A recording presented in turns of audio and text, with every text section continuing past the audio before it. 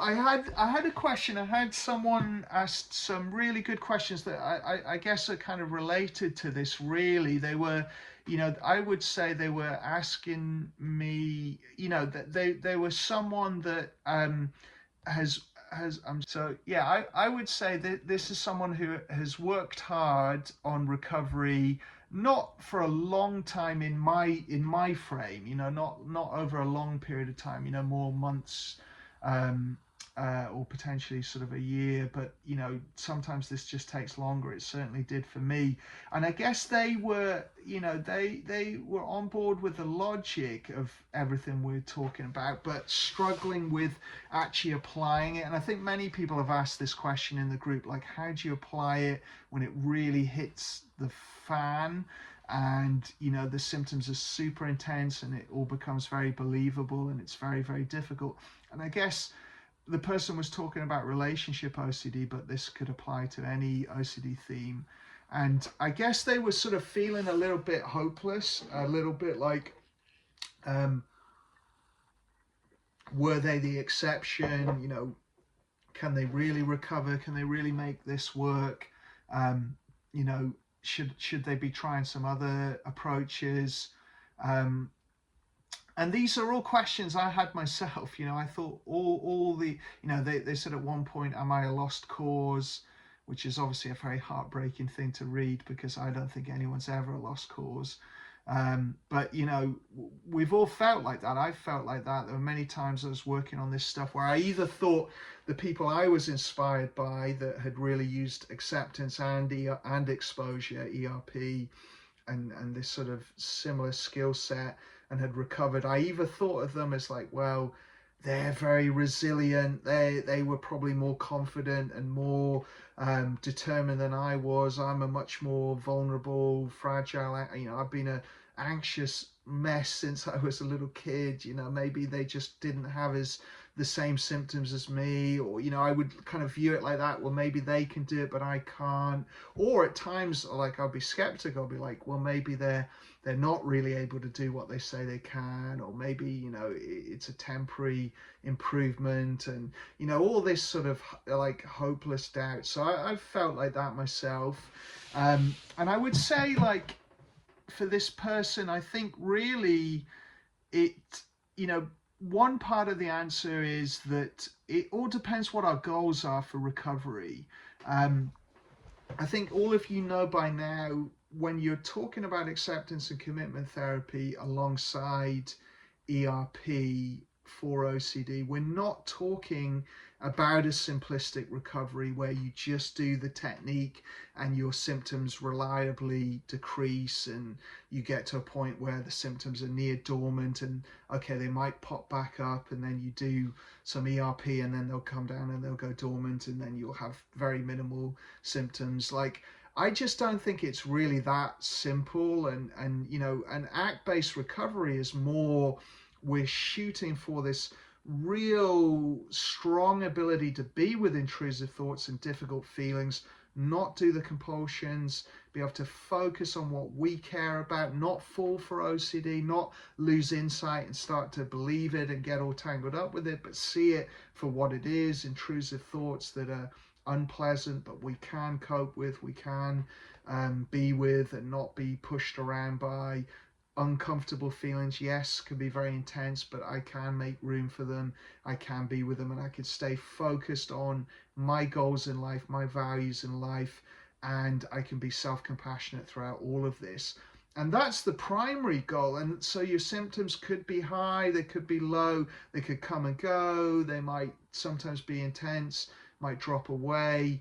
But the primary goal is that we're okay in all of that and we can live values-based and skill-based. Now, if you can really do that, yes, you see symptoms come down, you see periods of dormancy, you see things getting a lot easier. For me, all the OCD themes I struggled with, they don't experience them at all like I used to, or in any shape or form have the same intensity or believability or control over me, or intense at the emotional level, the sensation level, this sort of stuff. So yes, so this person was sort of saying Could this work for everyone? Are there people that this won't work for? And I would just say these processes are timeless. You know, acceptance, values, attention training, commitment, resilience, um, the power of social connection. You know, these are as old as humans. So I do think these skills and this approach can help everyone, you know, facing fears by gradually pushing into it. You know, that's the hero's journey. That's as old as time. That being said, it's all about how you frame that recovery, the amount of daily practice you do, how you respond to the moment, how you do those skills continuously in the moment in the face of difficulty, and then the length of time. And we can't always say the length of time. For me, there was a period of making a lot of progress when I really approached it with acceptance and skills and was doing my ERP that way and doing the continuous practice in the moment. But there was a long period of time before that where I wasn't doing that, and I was falling into doing ERP as a control strategy. I had 10 years of, you know, working on this stuff and studying it, and certainly not feeling like I could make it work. Um, and so yeah, I mean, of course it doesn't have to be ACT, and you triangulate from different opinions and different people. I found that very helpful, so not taking all the ideas from here, but you know, other experts in CBT and ERP and different approaches in ACT, different ways of doing it, DBT, you know, metacognitive therapy, these other approaches, mindfulness-based CBT, and you know, you can learn from different people, but um, you know, I don't think there's any way around that. We have to learn to be with this difficult content in our minds and difficult feelings in our body, and pursue the things we care about in life, and get better at that in order for the experience to get easier. So yeah, I think it can work for everyone. I think for this person, for them to, you know, hold the line, keep practicing, set, you know, some plans, and you know, keep working the skills in response to what the mind is doing over a longer period of time. You can explore other stuff, you can try things out, learn from your experience what works, what helps, but ultimately, you know, to be able to observe our mind, to accept our feelings, control our attention when triggered, feel powered by values and goals, feel self-compassionate, feel connected to a wider group of people. You know, these will always be helpful in my opinion. It's all about the frame and the intensity and the length of time that we practice. And I think, you know, we all have more resilience than we know. I think there's I think in physical exercise, people often talk about when you feel like you're at 100%, you're often only at 30%.